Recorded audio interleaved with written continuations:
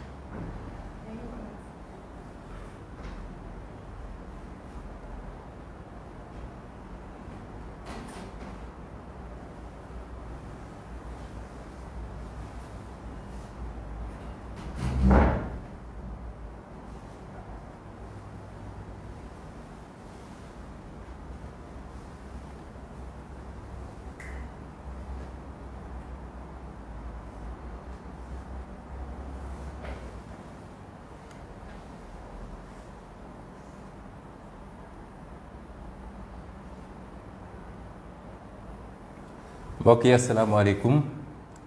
ñoo dellu si seq ak yéen waxtaan bu gàtt rek nëga si nii ci semaine passée waxtaan nañ ci waxtaan bu yaatu jëmale ko ci li nga xam ne mooy mbas mi nga xam ne lëmbe na àdduna lëmbe na Sénégal boobu ba léegi nag wax ji bëri na waaye di ngeen seetlu ni amul lenn loo xam ne wax nañ ko ci mbir mi te teg ko ci xam-xam bu leer teg ko ci ay chiffres ak ay faits ak ay données loo xam ne mën nañ ko fi teggi du ngeen dégg lu dul xaste saagawaate ndax ñoom loolu la ñu xam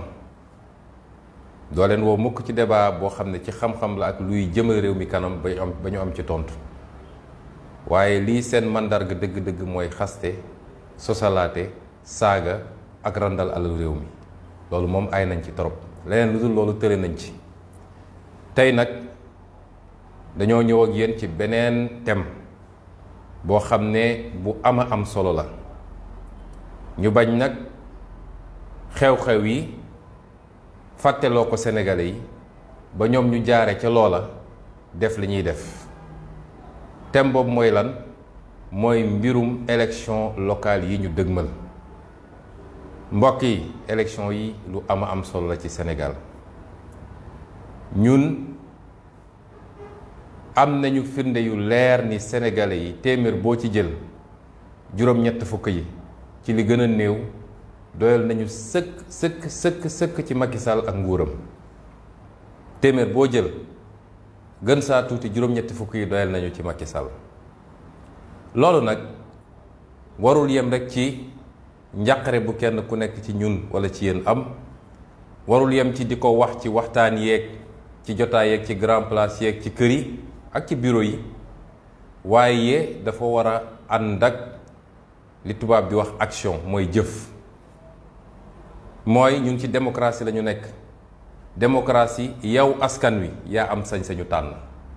kenn du fi teg boppam ci doole gu mu am walla ngànnaay yi mu yor walla lu mu donn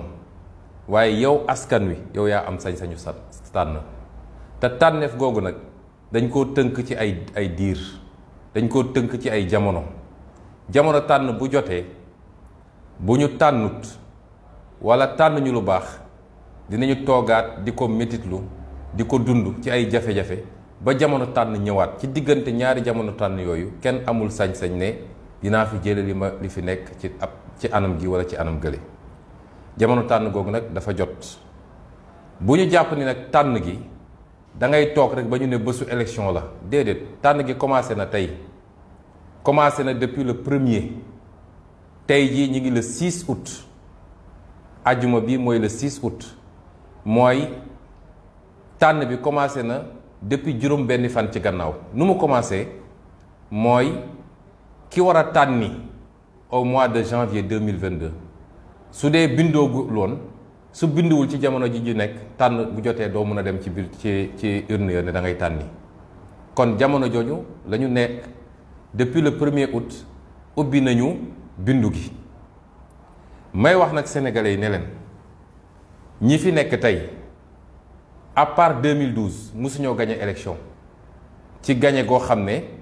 gagné ni sénégalais yi ñoo leen tànn la waaye dañuy def li ñuy wax victoire préfabriquée ay victoire technique la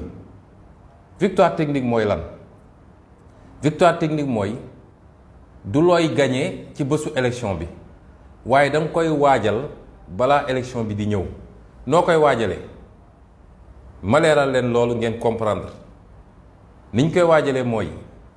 bu dee bindu jot na yow yaay tànn kan moo war a bindu ak kan moo warul bindu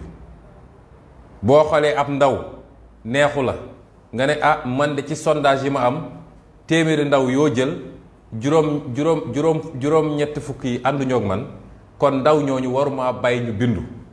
nga commencé di andi ay jafe-jafe pour ndaw ñi bañ a bindu bu dee yow yaay tànn kan moo war a bindu ak kan moo warul bindu yaa ngi préparer sa victoire technique parce que yaa ngi seet ñi nga yaakaar ni ñii favorable nañ la nga bind leen bu dee yow yaay seet kan ngay su dee distribution carte yi jot na yow yaay seet kañ ngay jox kartam ak kan nga kotul jox yaa ngi préparer sa victoire technique bu dee yow rek yaa am accès ci fichier électoral bi mooy tey opposition bi yëpp boo leen dajalee société civile bi kenn mënul ne fi fichier électoral bi nii la te jamono ji ci gannaaw gis nañ ay rapport yu fi ay expert def wax ni ay problème yu rëy am na ci fichier électoral bi bu dee yow yow rek yaay dessiner li ñuy wax la carte électorale mooy yaay dagg circonscription électorale yi nu mu la neexee bu dee yow rek yaa am contrôle ci ñi nga xam ne ñoo war a organiser élection bi bu dee yow rek yaay xool nooy defee say transfert d'électeurs zone boo xam ne jàpp nga ni zone bi baaxul ci yow nga dem seet fi nga amee ay électeurs yu bëri yu ànd ak yow nga transféré ay électeurs yóbbu leen foofu ak leneen lii lépp bu ko nit dajalee bu la nee élection bi dinaa gagné ci 58% dina gagné ci 58%. bu élection bi weesoo bu leen neexee ngeen compté waat di ngeen gis ni 58% la am parce que 58% yi lu ñu calculé woon la ba pare lu ñu préfabriqué la. kon victoire technique kenn du ko contesté après élection loolu njuumte la victoire technique da nga koy xeex balaa élection mooy ci jamono ji ñu ne. ñu bëgg nag sénégalais yi ngir yàlla rawatina ndaw ñi ngeen am yëg-yëg boobu xam ni changement bi ngeen bëgg ci réew mi jamono jii lay commencé du 2024 de jamono jii lay commencé ndax lan mooy objectif bi mooy Macky Sall ak ñi mu àndal il faut ñu duma leen duma gu leer nañ ci élection locale loolu bu amee dootul sañ a taxaw ci kanamu Sénégalais di xalaat sax troisième candidature moo tax élection yi bu leen jàpp ne élection locale la ay anticiper élection présidentielle la ay primaire élection présidentielle la fulla gu ñuy jox élection présidentielle dañ ko jox bu toll noonu wala bu ko raw sax élection locale yi. ñaareel bi mooy ñu dem élection législative mu ñàkk assemblée nationale ba nga xam ne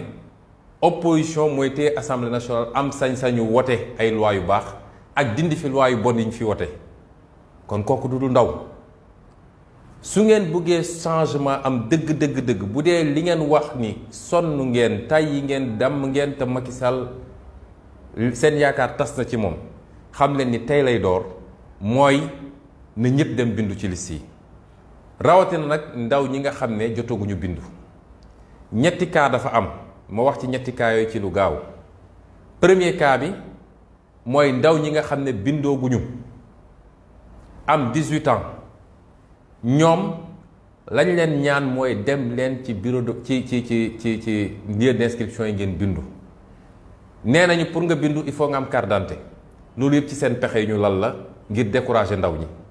nga la waaye bu leen dara décourager ndax bu dee mois de mars bii ñu ji wees jaral na leen woon ngeen génn risquer seen bakkan risquer seen santé risquer seen intégrité physique waaye li tubaab naan kii peut le plus peut le moins dem rang pour am carte d'identité jóge foofu dem même suñ lay jaabanteloo jaabanteel jóge foofu dem bindu ndax yéen ñëpp yéen a ngi vacances donc dematu leen école am ngeen tuuti jot ñi ci nekk ci ay métiers ñoom mun nañu organiser seen emploi du temps waaye na leen ko jaral parce que seen avenir la defu leen ko ngir Ousmane Sonko defu leen ko ngir Khalifa Sall defu leen ko ngir Karim Wade defu leen ko ngir Massamba ak Mademba da ngeen ko defal seen bopp. mu war leen ko jaral bu ngeen demee ba am kayit yooyu ngeen dem ci centre d'inscription bi ngeen bindu ñun nag li ñu mën a wax ak yéen may wax ni bi ñu posé débat bi ci dialogue politique bi ñu nee carte d'identité la ñu soxla et non pas extrait de naissance opposition daf leen ne loolu day poser problème parce que administration bi mënul gaaw ci génne carte d'identité yi administration waa DAF. seen informaticien bi li may wax nii ñu nekkoon dialogue politique yépp mun nañ ko seede moom moo ne gone gu déposé demande carte d'identité ci juróomi fan ñu génne ko carte d'identité moom moo ko wax donc ñun li ñu mënul nangu mooy ñu exclure ay sénégalais ci seen droit constitutionnel ci ñu war a voter ci loo xam ne faute administration la tey techniquement nee nañu administration mun na génne 10 000 cartes d'identité par jour am nañu volume boobu kon suñ ko deful ci tappale la loolu nag duñ ko nangu la ñuy wax foofu mooy na ndaw ñi dem déposer ji dinañ leen jox récépissé boo leen déposer nga pour demande carte d'identité bu ñu toogee ab diir carte d'identité yi génnuñu ndaw ñi nañu jël seen récépissé boobu ak seen extrait de naissance ak seen certificat de résidence dem ci bërëb yi ñuy bindoo ji suñ leen bañee bind nañu bloqué lieu d'inscription yi parce que nag Macky Sall moomul réew mi moom mu ne dinaa bindu saa su ma neexee sama doom dina bindu sama mbokk dina bindu sama militant dina bindu waaye beneen citoyen boo xam ne constitution moo ko ne yow am nga sañ-sañu voté mu ne kooku du voté bukki nag bu yabee waxambaane ci doxin wala la souveraineté et la force n'appartient qu'au peuple yooyu la ñu bëgg a fexe ba intimider peuple moo tax ñuy voté seen loi yu ñàkk fayda yi naan ay terrorisme ak nangam lii man maa ko wax Ousmane Sonko bu dee loolu mooy terrorisme bu ñu bañee un droit constitutionnel boo xam ne constitution moom mi ëpp doole ñépp moo jox sañ-sañu citoyen bu nekk normalement ci démocratie yu mag yépp reversement bi dafa automatique ku am 18 ans rek dañ lay yóbbu ci fichier bi soxlawoo sax yenn dox yi fii citoyen bi mooy daw pour ñu dugal ko ci fichier bi ñu ne la duñ la ci dugal pour lan bu ñu defee loolu c'est votre droit constitutionnel dem leen fu ñuy bindoo ngeen bloqué ko ba baa ñu leen di bind loolu man maa ko wax te c'est un droit constitutionnel pour chaque citoyen ñaareel bi mooy officier d'état civil yi mairie yi nga xam ne gis ngeen li xew barki démb Thiès ba ñu jël huissier mu constaté loolu gàcce la sax ci maire ñu teg la fi ñu la teg fal la wóolu la di la fay pour nga toog foofu mu bokk ci say attributions citoyen bu soxla certificat de résidence nga génneel ko ko ngeen nekk ci politique politicienne ba tax ngeen di tëj fi ñu waree mën a ut certificat de résidence te jamono jooju ñu ngi koy jox seeni militant loolu du yoon kon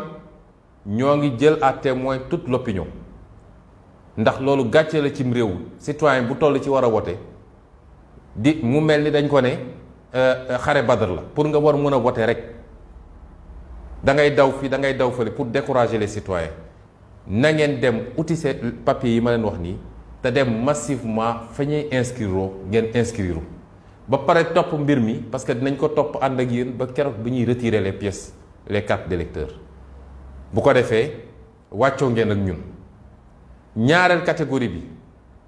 mooy gis nañ ni am na des milliers et des milliers et des milliers de cartes d'électeurs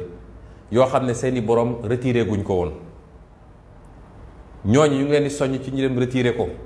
parce que ñu ci bëri mooy ñi nga xam ne ci élection présidentielle 2024 bi 2019 bi dañoo daw seen gannaaw carte ba sonn joxuñu leen ko bi élection bi weesoo lañ koy doog a génne ñooñu nañu xam ni seen carte mi ngi ci commission yi